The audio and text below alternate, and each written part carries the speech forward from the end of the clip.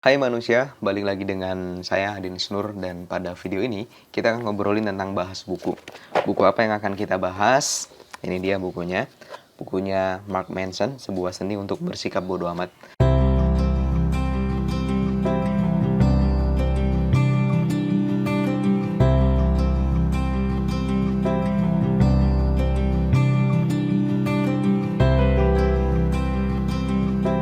Jadi buku ini memang luar biasa banget teman-teman.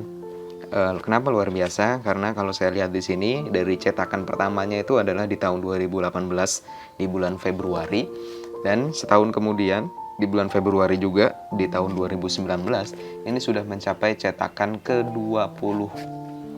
Bayangin, ke-20 kali. Ini berarti bukunya laris banget kan ya. Emang apa sih isi bukunya kok bisa selaris ini? Isi bukunya pasti banyak banget teman-teman. Di sini aja sampai jumlah halamannya sampai 247. Ya, buku ini adalah tentang self improvement atau tentang pengembangan diri. Jadi hampir sama dengan pengembangan diri lainnya. Buku ini membahas tentang bagaimana sih caranya agar kita bisa mencapai sebuah kebahagiaan kayak gitu. Cuman tentu berbeda dengan buku yang lain. Mark Manson ini memberikan pendekatan yang lebih waras untuk menjalani kehidupan yang lebih baik kayak gitu. Karena kalau misalnya buku-buku yang lain itu kan kadang banyak menjelaskan tentang kita harus sering-sering, kita harus bisa selalu berpikir positif, kita harus selalu bisa memandang positif segala hal yang terjadi dalam kehidupan kita. Kalau menurut Mark Manson kita nggak harus selalu berpikiran positif terus kayak gitu, enggak. Kita juga harus bisa menerima emosi-emosi negatif yang kita miliki. Kalau memang kehidupan kita kacau, kita harus bisa menerima bahwa memang kehidupan kita ini kacau. Karena kalau kita positif terus nanti malah ya emosi yang terpendam yang tadinya mau keluar jadi nggak bisa keluar, akhirnya itu bisa menjadi gangguan mental tersendiri ya, atau bisa nanti disebut sebagai toxic positivity kayak gitu. Dia juga memberikan tanggapan yang berbeda tentang misalnya kalau motivator-motivator yang lain, buku-buku yang lain itu kan dalam hal untuk mencapai sebuah kesuksesan kita harus berani untuk bermimpi besar. Kita harus bisa menggambarkan misalnya dalam waktu 3 tahun ke depan, dalam waktu 5 tahun ke depan, apa yang bisa kita capai kayak gitu. Misalnya dalam waktu 3 tahun ke depan aku sudah harus lulus S2. 3 tahun ke depan aku harus sudah bisa punya pekerjaan sendiri yang memang gajinya besar kayak gitu, punya rumah sendiri, sudah menikah dan lain sebagainya lah. Sedangkan menurut Mark Manson nggak kayak gitu. Impian-impian yang terlalu besar seperti itu bisa jadi nanti malah masuknya ke harapan yang delusional. Jadi ke harapan semu yang ketika kita sudah di dalam waktu 3 tahun ke depan ternyata hal tersebut belum kita capai, sehingga akhirnya kita jadi frustasi sendiri kayak gitu.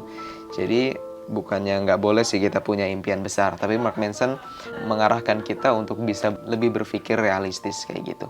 Jadi kita harus bisa mengenali diri kita sendiri, kenali kemampuan kita itu apa sih sebenarnya, kelemahan kita itu apa sih kayak gitu. Jadi kita harus tahu batasan-batasan diri kita yang sebenarnya itu apa. Dan kunci pertama untuk bahagia adalah kita bisa menerima batasan-batasan yang kita miliki itu. Yang menarik lainnya adalah dia mengatakan bahwa hidup kita ini adalah hidup yang pendek. Tentu kita tahu ya bahwa hidup kita ini hidup yang pendek, pasti nanti kita akan berakhir kayak gitu. Nah, karena hidup kita ini adalah hidup yang pendek, maka Mark Manson mengajak kita untuk agar kita bisa mengerjakan hal-hal yang memang benar-benar penting aja dalam kehidupan kita.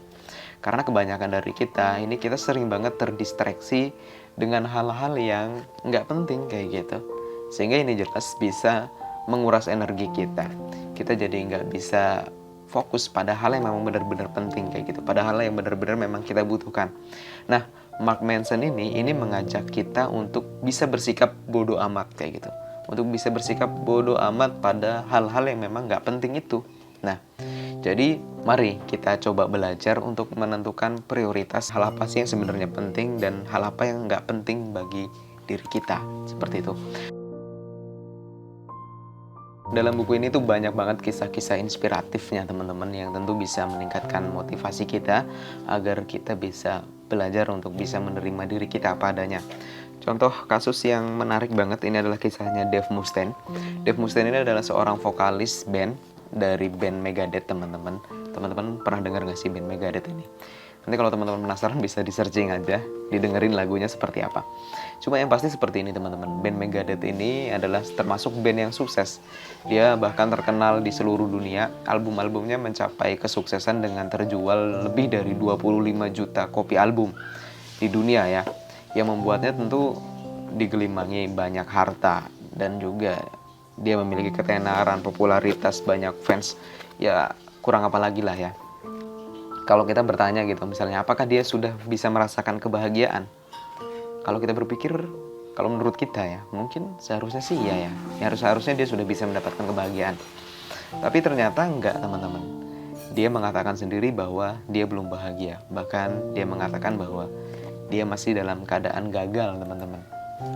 Ternyata gini, sebelum dulu dia mendirikan band Megadeth, ini dia adalah personil dari band Metallica teman-teman. Nah, kalau band Metallica pasti teman-teman lebih sering dengar daripada Megadeth ya.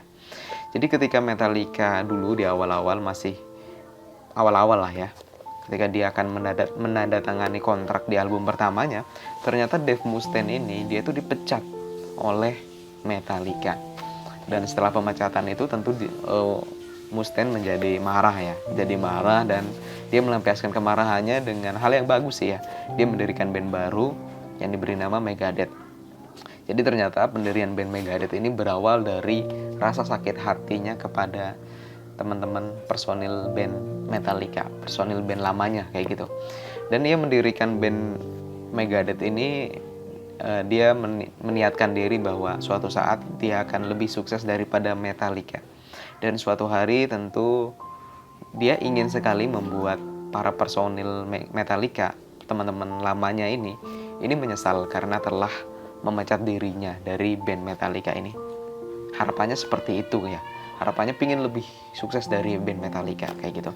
Tapi sayangnya sampai sekarang Metallica bahkan mencapai kesuksesan jauh lebih di atas dari Megadeth ini teman-teman.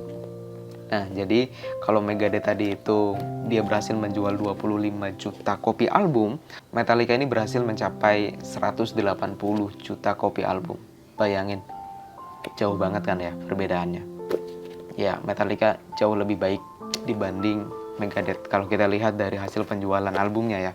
Dan tentu hal ini bisa membuat Mustaine ini menjadi sedih, semakin sedih dan semakin marah kayak gitu melihat kenyataan ini. Mungkin kalau kita berpikir ya, melihat dari keberhasilan yang sudah dicapai oleh Mustaine, seharusnya Mustaine gak berpikiran bahwa dirinya ini adalah seseorang yang gagal, karena dia termasuk sukses lah ya, karena dia sudah bisa mencapai 25 juta album, terkenal di seluruh dunia kayak gitu. Itu adalah sebuah kesuksesan yang luar biasa banget menurut kita, menurut penilaian kita. Tapi sayangnya Mustaine punya penilaian atas kesuksesannya sendiri teman-teman.